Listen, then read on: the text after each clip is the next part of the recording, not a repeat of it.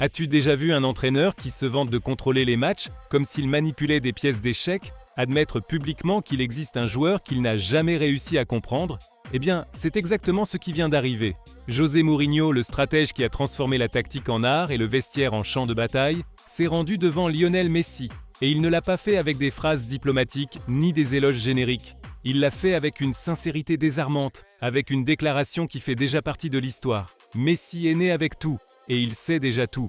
Comme ça, sans anesthésie, comme s'il parlait d'un phénomène qui n'appartient pas au même plan que les autres. Ce qui est curieux, c'est que Mourinho n'est pas vraiment un entraîneur qui distribue les compliments. Sa carrière est marquée par des défis, par des rivalités intenses, par des duels tactiques qui ressemblaient à des films d'espionnage. Et pourtant, lorsqu'il s'agit de Messi, l'entraîneur portugais baisse la garde. Dans une récente interview, il a avoué avoir passé des heures et des heures à réfléchir à comment l'arrêter. Pas des minutes, pas des séances d'entraînement, des heures. Comme si Messi était une énigme que même la meilleure tête du football ne pouvait résoudre. Et venant de quelqu'un qui a remporté la Ligue des Champions avec des équipes qui n'étaient pas favorites, cela a un poids immense. Mais ce n'est pas seulement la phrase, c'est le contexte. Mourinho a affronté Messi pendant ses années les plus brillantes, lorsque l'Argentin était le cauchemar de toutes les défenses européennes. De l'Inter Milan au Real Madrid, l'entraîneur a tout essayé. Marquage double, pressing haut, bloc compact et même changement de système en plein match. Et rien n'a fonctionné. Parce que Messi n'est pas seulement de la technique, c'est de la lecture de jeu, du timing, la capacité d'apparaître au moment exact grâce à un instinct qui ne s'entraîne pas, qui ne se copie pas, qui ne s'imite pas. C'est comme s'il avait un GPS interne lui indiquant où l'espace va se créer avant même qu'il n'existe. Dans ce sens, Mourinho le définit comme le meilleur joueur de sa génération. Et il ne le dit pas comme un fan, il le dit comme quelqu'un qui l'a souffert, qu'il a étudié, qu'il a affronté en demi-finale, en clasicos, dans des matchs où une seule erreur tactique pouvait coûter toute une saison. Et pourtant, Messi trouvait toujours l'espace, la passe, le but. Comment marques-tu quelqu'un qui semble avoir accès à une dimension différente du jeu? C'est la question à laquelle Mourinho n'a jamais réussi à répondre, et qu'il admet maintenant, avec une honnêteté brutale, que peut-être personne ne peut.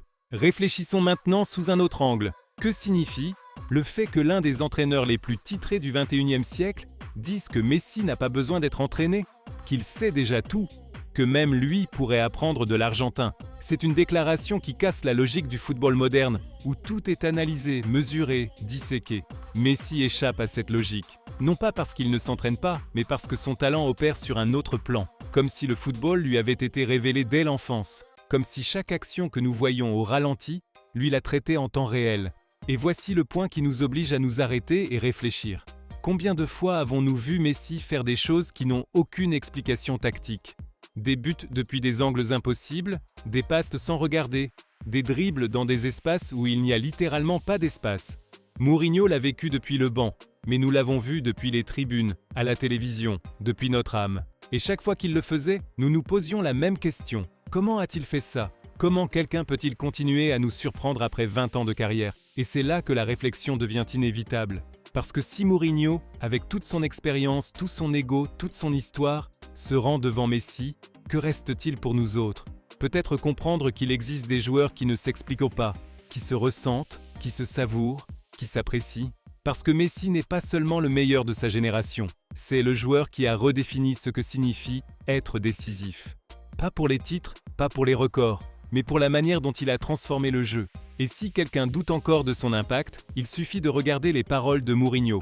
Ce ne sont pas des éloges vides, ce sont les confessions de quelqu'un qui a tout essayé et n'a pas réussi. Quelqu'un qui l'a affronté sur les plus grandes scènes et a été vaincu par quelque chose qui ne s'enseigne pas. C'est pourquoi lorsque Mourinho dit que Messi est né avec tout, il n'exagère pas. Il reconnaît qu'il existe des talents qui ne peuvent pas être fabriqués, qui ne peuvent pas être façonnés, qui apparaissent simplement.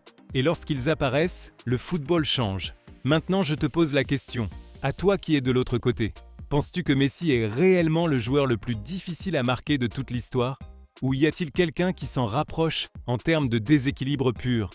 Laisse ton avis dans les commentaires. Partage cette vidéo si Messi t'a déjà ému avec une action et abonne-toi si tu veux continuer à explorer le côté le plus profond, le plus humain, le plus passionné du football. Parce que ce n'est pas seulement du sport, c'est de l'histoire vivante. À mon avis, ce que José Mourinho vient de dire sur Lionel Messi n'est pas simplement une autre déclaration dans l'océan d'éloges qui entoure l'Argentin. C'est une confession qui, venant de l'un des entraîneurs les plus méticuleux, calculateurs et brillants du football moderne, a un poids particulier qui dépasse l'anecdote. Mourinho n'est pas un entraîneur qui se laisse emporter par l'émotion ou par les tendances du moment. Sa carrière est construite sur l'analyse, la stratégie et le contrôle. C'est pourquoi, lorsqu'il admet avoir passé des heures et des heures à réfléchir à comment arrêter Messi, ce qu'il reconnaît n'est pas seulement la difficulté tactique, mais l'unicité d'un joueur qui défie la logique même du sport. Messi, selon Mourinho, est né avec tout, et c'est déjà tout. Cette phrase, qui sonne comme tirée d'un roman de réalisme magique, renferme une vérité que beaucoup d'entraîneurs ont ressentie, mais que peu osent avouer.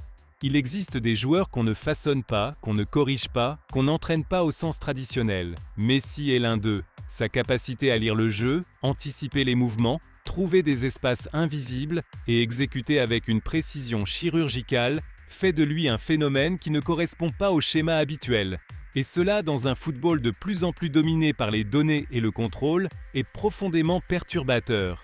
Ce que Mourinho fait, au fond, c'est reconnaître que Messi représente une exception, que même les systèmes les plus sophistiqués, les défenses les plus compactes et les approches les plus agressives s'effondrent face à un joueur qui comprend le jeu depuis un autre endroit. Ce n'est pas seulement du talent, c'est de l'intuition, une manière de voir le football qui ne s'enseigne pas, qui ne se copie pas, qui ne se reproduit pas. Et cela a des implications qui dépassent l'éloge, car lorsqu'un entraîneur comme Mourinho admet que Messi n'a pas besoin d'être entraîné, il remet en question le modèle même de formation footballistique. Il dit qu'il existe des limites à la pédagogie tactique, que parfois le rôle de l'entraîneur est simplement de ne pas gêner. Dans un monde où tout est planifié, où chaque mouvement est répété, Messi apparaît comme le rappel que le football est aussi un art, un instinct, un chaos contrôlé. De plus, il faut considérer le contexte dans lequel Mourinho a affronté Messi.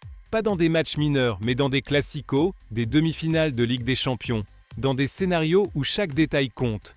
Et même là, Messi l'a surpassé.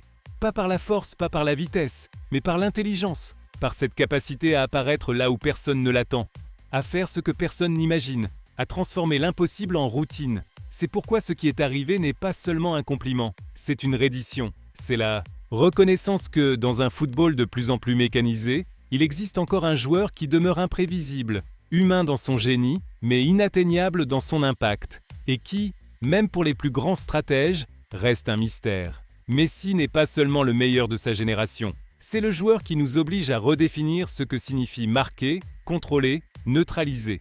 Parce que lorsque même Mourinho n'y arrive pas, il est peut-être temps d'accepter que certaines choses ne peuvent pas être expliquées, seulement admirées.